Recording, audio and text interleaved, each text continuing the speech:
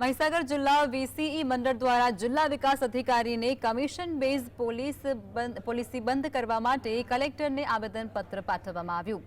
VCE કર્મચારીઓને પગાર ચૂકવી અને કામગીરી કરાવવા માટે મંડળની માંગ કરવામાં આવી છે।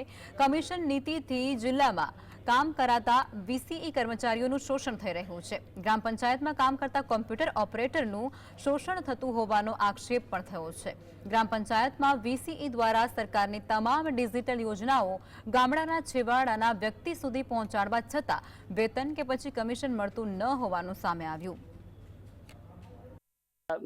મહીસાગર જિલ્લા કચેરી ખાતે જિલ્લા વિકાસ અધિકારી સાહેબશ્રીને અમે જે આવેદન આપવા આવ્યા છે, જેમાં અમારી વર્ષોથી માગણી છે કે અમને પગાર કરો અને કમિશન પ્રથા દૂર કરો। આજ દી લગી કમિશન પણ મળતું નથી અને પગાર પણ મળેલો નથી। સરકારને વારંવાર રજૂઆતો કરવા છતાં પણ સરકારે હા પાડવા છતાં પણ આજ દી સુધી સરકારે કંઈ કર્યું નથી। ત્યારે અમારે આજે આવેદન આપવાની ફરજ પડી છે અને જો આ માગણીને ન સંતોષવામાં આવે તો આવતી 24 તારીખે અમારા તમામ ગુજરાતના વિષયો અને અમે મહીસાગર જિલ્લાના વિષયો ગાંધી ચિંધ્યા માર્ગે આંદોલન